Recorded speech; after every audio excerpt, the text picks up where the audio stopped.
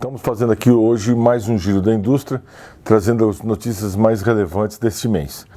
Então, começamos com uma boa notícia. Foi aprovado e agora sancionado pela Presidência da República a LCD. A LCD é a Letra de Crédito para o Desenvolvimento.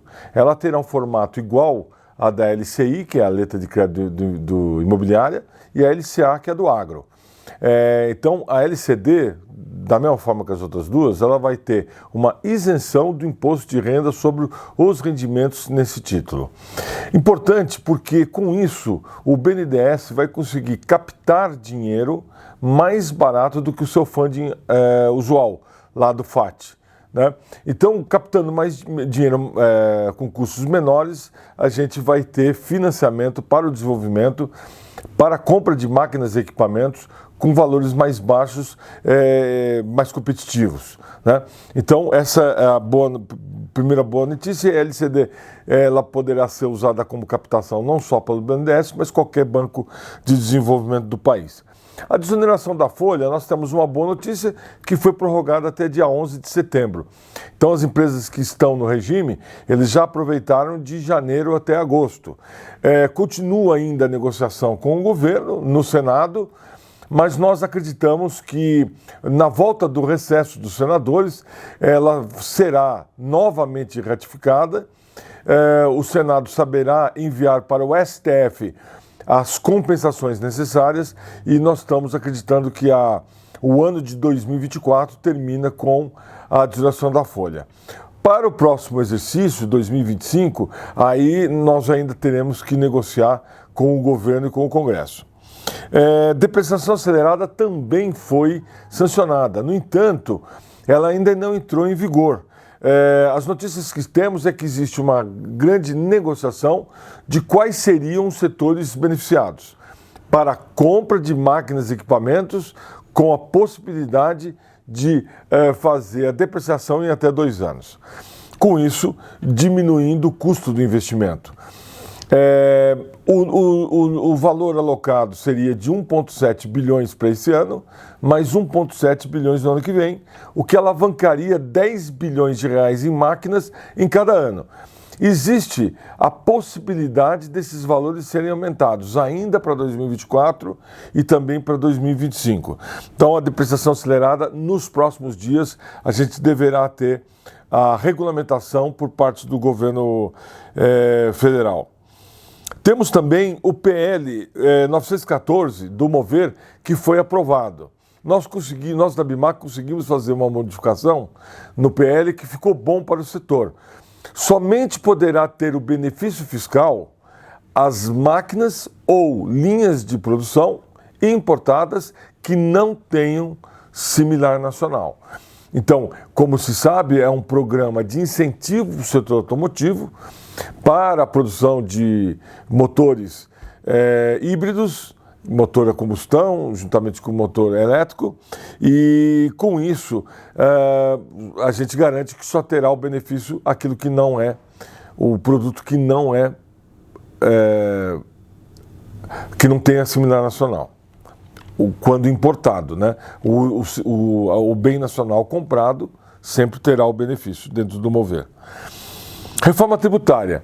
A reforma tributária, ela foi aprovada agora na Câmara, o PL 68, que é a regulamentação da Emenda Constitucional 132, passou pela Câmara e agora está no Senado. Nós temos 2 coisas a dizer sobre isso. Primeiro, que se nós compararmos o projeto que nós temos hoje no Senado, sendo apreciado, ele é pior do que o texto original da PEC 45, apresentado em 2019 pelo deputado Baleia Rossi. Os lobbies que aconteceram no Congresso nesse período de negociação, eles criaram muitas exceções. E com isso, foram deformando a ideia inicial. Além disso, o imposto seletivo, ele incluiu alguns bens que nós entendemos que não poderiam ter cumulatividade. Por exemplo, bens de mineração e também combustíveis. Então, houve sim uma piora do texto. No entanto, se nós compararmos o que está sendo aprovado, né, que agora só falta a lei complementar PL 68 no Senado. A emenda constitucional, como todos sabemos, já foi aprovada. Esse projeto, quando comparado com o que nós temos hoje, com a legislação do ICMS, as 27 legislações, mais de 1.000 artigos no PIS e COFINS, a legislação e cumulatividade do INSS e mais o IPI, que é um imposto que só existe no Brasil, que penaliza a produção de bens manufaturados, quando a gente comparar com todo esse cipoal tributário na legislação do tributo sobre consumo no Brasil, a evolução da reforma tributária, ela não tem tamanho. O Brasil vai melhorar muito, mesmo com um texto que poderia ter sido melhor. Mas ainda, quando comparado com o que nós temos hoje, é um avanço extraordinário. Nós vamos acabar com a cumulatividade de impostos, vai ter um pouquinho, é verdade, no imposto seletivo por causa de algumas modificações que lá foram feitas. Mas, de uma forma geral, nós acabamos com a cumulatividade, a simplificação, uma única legislação federal, o fim de contencioso tributário e a garantia da devolução dos créditos tributários em até 75 dias. E não essa loucura que hoje é conseguir os créditos tributários, principalmente do ICMS. Além disso, nós garantimos na emenda constitucional que os investimentos estão desonerados e também a exportação. Então, entre todos os vencedores, a indústria foi quem mais ganhou com essa reforma. Mas dentro da indústria, sem a menor dúvida do que eu afirmo, o setor de máquinas e equipamentos é o maior beneficiado da reforma tributária. Ninguém vai se beneficiar mais do que o setor de máquinas e equipamentos. A questão da alíquota. Muito se fala que o Brasil, o texto original traria uma alíquota de 25%, mas com todas as exceções que foram votadas, todas as modificações do texto, os novos cálculos levam a uma alíquota de 28%, o que seria a maior alíquota no mundo para o IVA. Mas vamos lembrar que para bens manufaturados hoje no Brasil, com a atual legislação, a carga tributária é de 44%. Então, 28% é uma carga tributária, é uma alíquota que vai gerar uma carga sobre bens manufaturados infinitamente menor. Outra coisa que foi aprovada é que não poderá aumentar a carga tributária com a nova legislação. Ela tem que ficar no nível que está hoje. Agora, para manter essa carga, com as exceções, precisaria de uma alíquota de 28%. A outra novidade é que na lei complementar foi aprovado que a maior alíquota possível será de 26,5% quando somado a CBS com o IBS. Ora, se o máximo é 26,5%, forçosamente vai ter que haver uma redução de carga tributária, porque isso está na lei. Então, espera-se que já nos próximos anos haja uma revisão daquelas bondades que foram feitas, ou seja, das exceções, muitas vão ter que voltar atrás para que a alíquota permaneça em 26,5%. Então, é uma boa notícia, sim, principalmente para a indústria e, em particular, para a indústria de máquinas e equipamentos. Vamos falar também sobre a aprovação do marco legal do hidrogênio de baixa emissão de carbono, né? Então a Câmara aprovou agora, antes do recesso, a Lei 2.308/2023, que estabelece a Política Nacional de Hidrogênio de Baixa Emissão de Carbono. A lei, ela visa investimentos para a produção de hidrogênio no Brasil e também para complementar a política energética nacional.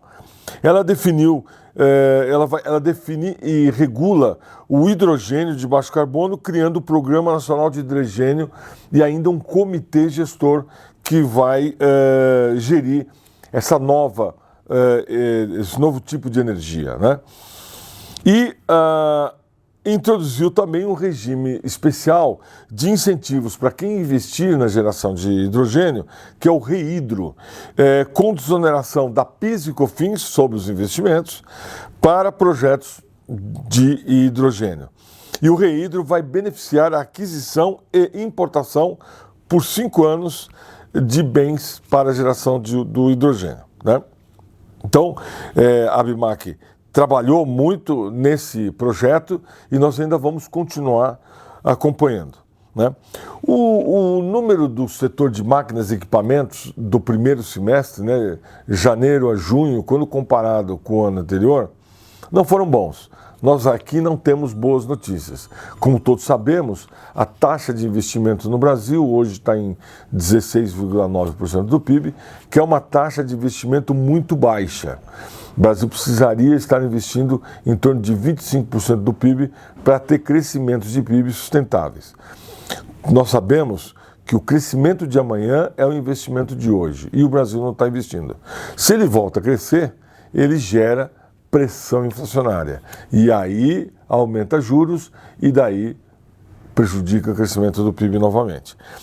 Então, a má notícia é essa: baixa taxa de investimento e o setor de máquinas e equipamentos não está indo bem.